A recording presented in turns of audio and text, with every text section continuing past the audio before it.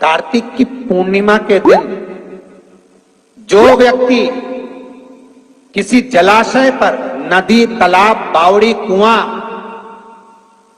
जहां भी जलाशय हो, उस तट पर जाकर दीप लगाएगा तो उसने जो 3 दिन दान करा है उसका पुण्य उसके खाते में लाख गुना होकर चला जाएगा। लोग इसको देव दीपावली कहते हैं क्योंकि वो पुण्य लक्ष्मी जी छुड़ा कर लाई थी और इतनी दीप उत्सव मनाया गया था लक्ष्मी जी के लिए कि वाह रे लक्ष्मी वाह, तूने जगत का कल्याण कर दिया, तूने जगत का उद्धार कर दिया।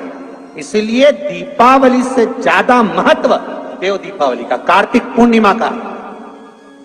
धनतेरस, रूप चौदस और दिवाली पे तुमने कितनी भी पूजन करी हो, कितना भी दिया लगाया, पर उसका जो पुण्य है तुम्हें मिलेगा तो कार्तिक पूर्णिमा के दिन मिलेगा, जब तुम दीप दान करने किसी नदी, तालाब, बावड़ी, कुआं, तालाब पर पहुंचोगे।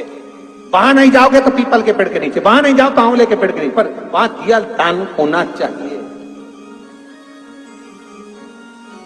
और कई लोगों का नियम है साहब, आज भी कार्तिक पूर्णिमा के दिन दीप दान करते, दीप दान। पर दीप दान का भी लोगों ने गलत एक तरीका निकाल लिया। महाराज, दीपदान का भी गलत तरीका निकाला। दीपदान कहां होता है? नदी, तालाब, सरोवर, कुंड, बावड़ी, कुआं, जहां पानी होता है उसके घाट पर लोग दिया दान कैसा करते हैं? सारी फुलझड़ी, फटाका, मिठाई का डब्बा, इनका जो खाली खाली डब्बा बच जाता है खुद तो खा जाती, और जो बचा हुआ खाली डब्बा होता है उसको इकट्ठा कर करके रख लेती, फिर घर में। दीपदान का मतलब जानते हो आप लोग? क्या मतलब है? यमुना जी के घाट पर जाना, गंगा के घाट पर जाना, नर्मदा के घाट पर जाना और घाट पर जाके दिया लगाना, उसको हमारे यहाँ क्या कहते हैं? दीपदान। पर दुनिया के लोगों ने दीपदान के महत्व को कुछ दूसरा ही बना दिया। दिया जलाते हैं और नदी में छोड़ते हैं। भैया कौन सी पुराण में लिखा है दादा? कौन सी पुराण में लिखा है कि दिए को उठाकर नदी के अंदर छोड़ो? एक बात बताओ, सास तुम्हारी ऐसी बैठी सामने, तुम उसकी पूजन करोगी या थाली रखोगी या दिया जलाओगी तो उसके सामने रखाओगी कि उसके सिर पे जलाओगी?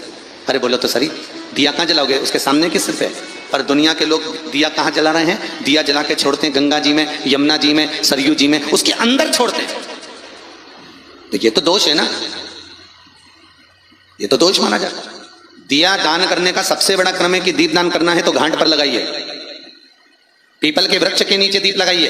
कार्तिक महीने में पूर्णिमा के दिन जो दीप दान दिया जाता है उस दीप दान की बड़ी महत्वता होती है।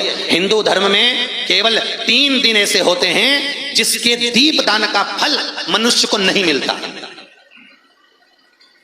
हिंदू धर्म में केवल 3 दिन ऐसे होते हैं जिसके दीपदान का फल मनुष्य को नहीं मिलता। कौन से 3 दिन है?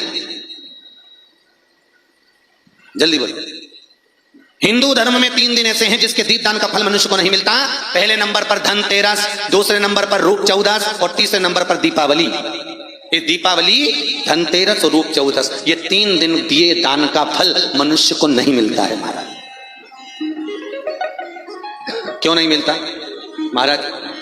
हम तो जला जला के और ओटले पे जलाएं, पीपल के नीचे लगाएं, खूब दीपदान करते हैं, तो इसका फल मनुष्य को क्यों नहीं मिलता? क्योंकि राजा बलि की भूमि को जब वामन भगवान ने 3 पग में नाप लिया था, राजा बलि सुतल लोक का राजा बना था, तो राजा बलि ने वामन भगवान से कहा था, प्रभु आपने 3 पग में मेरी पृथ्वी को नाप लिया, पर आपसे मांगना चाहता हूं तो केवल इतना दे दो कि 3 दिन जो पृथ्वी पर दीपदान करेंगे उसका फल मेरी किस्मत में, मेरे भाग्य में लिखा जाए। भगवान ने पूछा कौन कौन से? तो कहा एक धनतेरस, दूसरा रूप चौदस, तीसरा दीपावली।